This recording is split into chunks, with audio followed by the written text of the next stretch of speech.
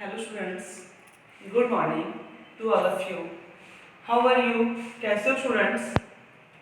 11th class के students, हमारा जो चैप्टर है, अभी चैप्टर हम कौन सा चैप्टर कर रहे हैं? चैप्टर हमारा चल रहा है चैप्टर थर्ड, जिसका क्या नेम है? Census and sampling method for collections of data, जिसमें हम ऑलरेडी स्टडी कर चुके हैं कि what is the meaning of census method, suitability, its merits and demerits of census method. Even sampling methods की भी हम suitability, merits, demerits के बारे में स्टडी कर चुके हैं. अब हमें यहाँ पर स्टडी करना है what is the methods used in sampling method. कि जब सैम्पलिंग मेथड को यूज कर रहे हो तो उस टाइम आप कौन से मेथड्स को यूज करते हो या which types of methods are used under sampling. कि जब भी आप सैम्पलिंग यूज करते हो तो उस टाइम आप कौन से मेथड्स को यूज करते हो. तो यहाँ हमारे मेथड्स है 6 methods. First is random sampling method. First is random sampling. Second is purposive sampling method. Third is stratified sampling method and fourth is systematic sampling. Fifth is Toda sampling and sixth is convenience sampling. ये 6 method हैं जिसका sampling के लिए क्या किया जाता है, use किया जाता है. फर्स्ट मेथड हम क्लियर करते हैं. First is random sampling. Random मतलब अचानक से, रैंडमली हम क्या करते हैं, सैंपल्स को सेलेक्ट करते हैं. तो रैंडम सैम्पलिंग को हम कैसे यूज करें? फर्स्ट इसका मीनिंग क्या है?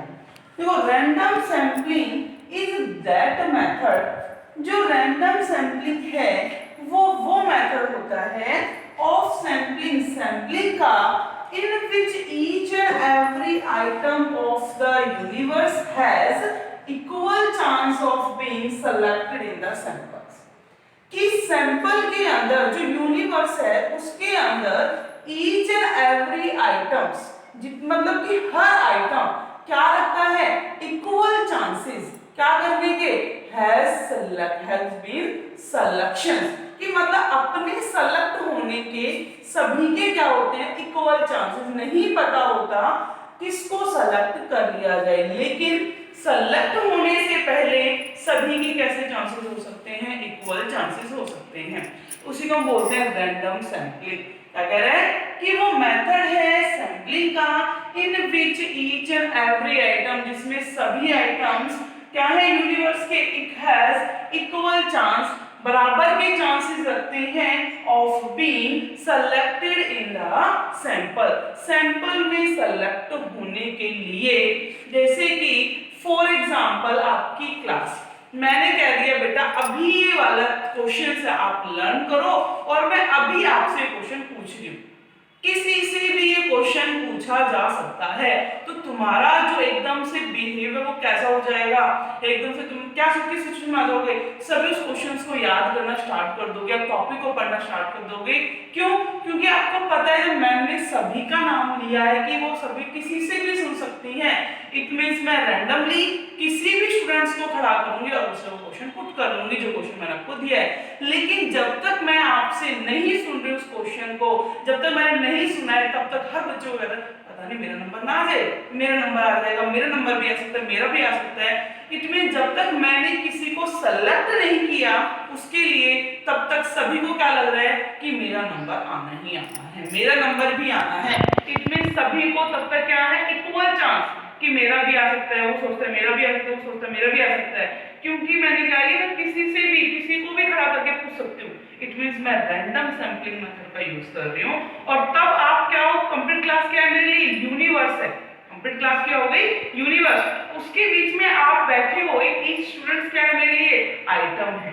तो आप सभी के कैसे चांसेस है, इक्वल चांसेस, जब तक कि आपका कोई सिलेक्शन नहीं किया जा रहा है. तो इक्वल चांसेस. क्लियर हो गया होगा.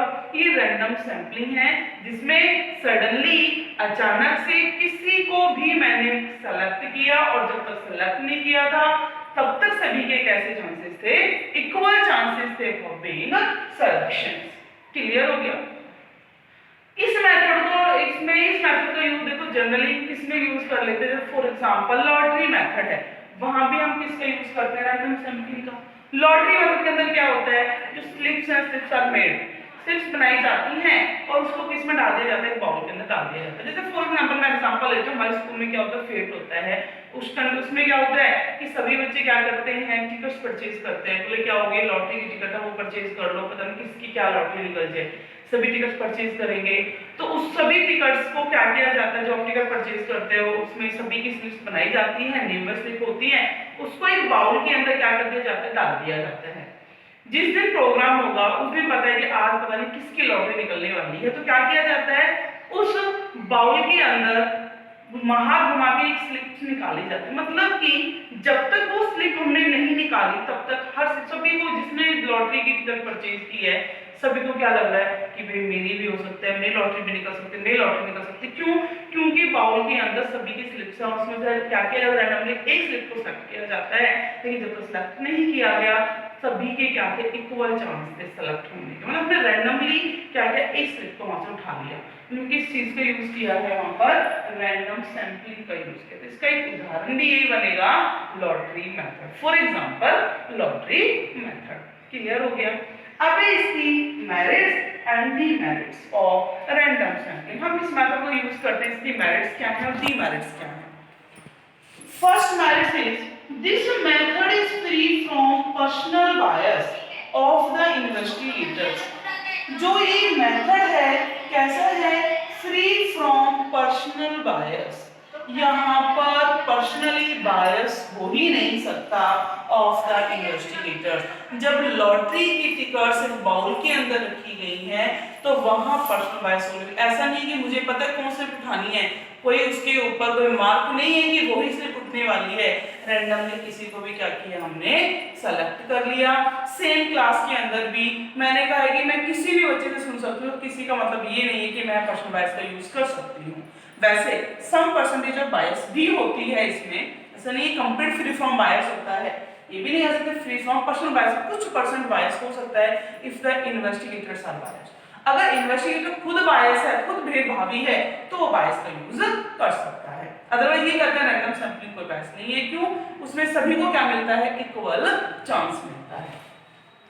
Second is each and every item of the universe stand equal chance of being selected। उस यूनिवर्स के अंदर जितने भी आइटम्स हैं, each and every item मतलब हर एक आइटम क्या रखता है, अपने सेलेक्ट होने का इक्वल चांसेस। कैसे रखता है, अपने सेलेक्ट होने का इक्वल चांस रखता है कि मुझे सेलेक्ट किया जा सकता है, मुझे सेलेक्ट किया जा सकता है, मुझे भी सेलेक्ट किया जा सकता है। क्योंकि इन्वेस्टिगेटर किसका यूज कर रहा है, रैंडम सैंपलिंग का यूज कर रहा है। तो मतलब हर एक आइटम के क्या होते हैं, इक्वल चांस होते हैं सेलेक्ट होने के। Third is the universe get fairly represented by samples. जो यूनिवर्स मतलब कि ऑल यूनिवर्स है वो क्या करती है, get fairly represented by the sample. Sample के द्वारा ही क्या कर ली जाती है, वो रिप्रेजेंट कर ली जाती है। क्यों?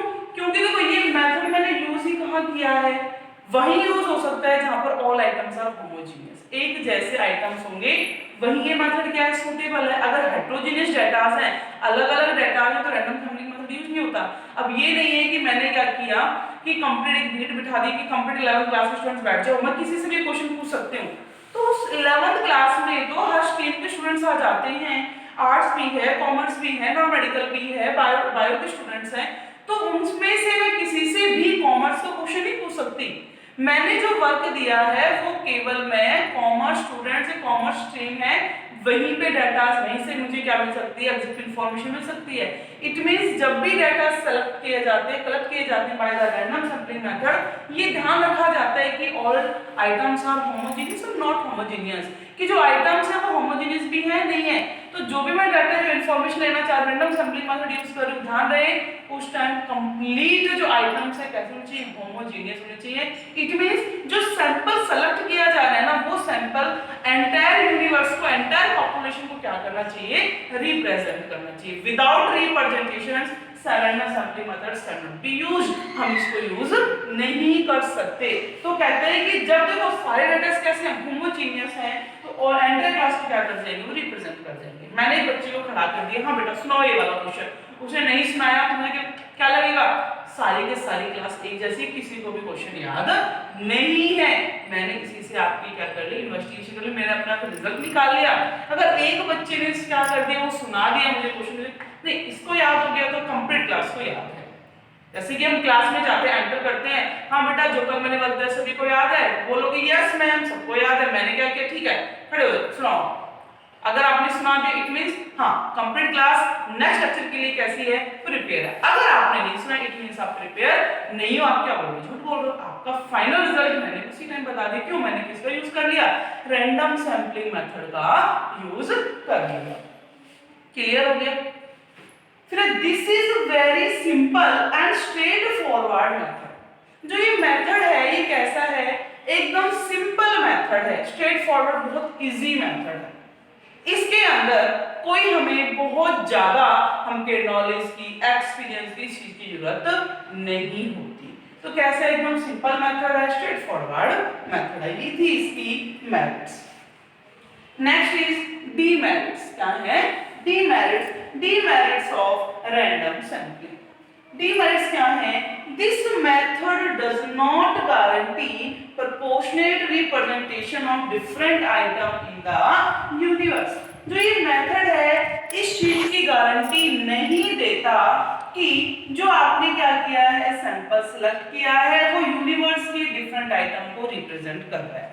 जैसे मैंने कहा कि एक बच्चे को मैंने खड़ा कर लिया और आपका क्या निकाल दिया, मैंने फाइनल रिजल्ट निकाल दिया। हाँ सारी क्लास को याद है, फिर सारी क्लास को याद नहीं है, ऐसा नहीं है। हो सकता है कि मैंने वो आइटम सेलेक्ट कर लिया हो, उस स्टूडेंट्स को खड़ा कर लिया हो जो कल पढ़कर आया, उसने सुना दिया और सारी क्लास का वो पढ़कर नहीं हो। मैंने तो रैंडम सैंपलिंग का यूज किया। या फिर एक मैंने ऐसा बच्चा खड़ा कर दिया क्लास के अंदर जिसको कुछ नहीं आता, तो वो सब कंप्लीट क्लास को क्या रिप्रेजेंट करेगा, कंप्लीट क्लास कैसे दफा कुछ पढ़ती नहीं है, एक ऐसी है। तो इनमें से जो मैंने सैंपल सेलेक्ट किया है, जरूरी नहीं है कि वो डिफरेंट आइटम्स को क्या कर सके, रिप्रेजेंट कर सके। इट मींस सैंपल को भी क्या कर पाना, बना पाना कैसे होता है, बहुत डिफिकल्ट। क्योंकि सैंपलिंग मेथड की क्या थी, एक डीमेरिट्स की थी, क्या थी, framing of samples are difficult. जो फ्रेमिंग होती है सैंपल्स की वो कैसी होती है, डिफिकल्ट। मतलब समझ नहीं आता कि जिस सैंपल को, जिस आइटम को मैं सेलेक्ट कर रहा हूं कि वो एंटायर पॉपुलेशन को, यूनिवर्स को रिप्रेजेंट कर पाएगी या नहीं कर पाएगी। ठीक है। Second is random sampling does not give weightage. जो रैंडम सैंपलिंग होती है ये क्या नहीं देती, वेटेज नहीं देती to certain important item in the universe. जो यूनिवर्स के अंदर कुछ इंपोर्टेंट आइटम होते हैं उनको कोई वेटेज प्रोवाइड नहीं कराती। क्या करती है, सबको इक्वल चांसेस है, सबके कैसे है, इक्वल। कोई वेटेज का मतलब होता है कि उसको क्या दे देनी, इंपोर्टेंस दे देनी। भाई ये सिलेक्ट हुआ है, हो गया, मेरे पास डाटा आ गए 49 है, 50 है, उसके बाद 51 है, 52 है, वेटेज दे दी मैंने कितनी, इसको वेटेज में 5 4 3 2, मतलब जिसको 5 वेटेज दी है उसको क्या है, उसकी बहुत इंपॉर्टेंस, जिसको 4 की वेटेज उसको कम इंपॉर्टेंस। ये मतलब नहीं, सबकी क्या है, इक्वल चांसेस हैं। तो कोई डाटा कितना अच्छा हो, खराब हो, किसी को कोई वेटेज नहीं दी जाती, कोई इंपॉर्टेंस नहीं दी जाती, सबको क्या मिलेगा, इक्वल चांस मिलेगी। इसकी क्या हो गई, डीमेरिट्स हो गई। क्लियर हो गया। ये था हमारा रैंडम सैंपलिंग। अब है एक होता है हैप्पीज़र सैंपलिंग मेथड्स। अब रैंडम सैंपलिंग और हैप्पीज़र सैंपलिंग मेथड के अंदर क्या डिफरेंस होता है? तो इसमें difference between random sampling and haphazard sampling, क्या इसके बीच में डिफरेंस है? देखो जो रैंडम सैंपलिंग होती है, random sampling is according with the rule of sampling method. ध्यान रखना, रैंडम सैंपलिंग मेथड जब यूज किया गया है तो उस टाइम सैंपलिंग मेथड का यूज किया गया है। एक रूल्स था, उस टाइम वो रूल यूज किया गया रैंडम सैंपलिंग मेथड के अंदर, but in haphazard method there is not any rules are used. यहां कोई रूल यूज नहीं किया जाता। हैप्पीज़र का मतलब होता है अव्यवस्थित ढंग, मतलब कोई सिस्टम ही नहीं बनाया, कोई सिस्टम यूज नहीं किया, सीधा क्या कर दिया, उसमें से अव्यवस्थित तरीका है उसका। ठीक है, तो वहां कोई रूल यूज नहीं किया जाता। दूसरा है random sampling allow every item unequal chances of being selected in the sample.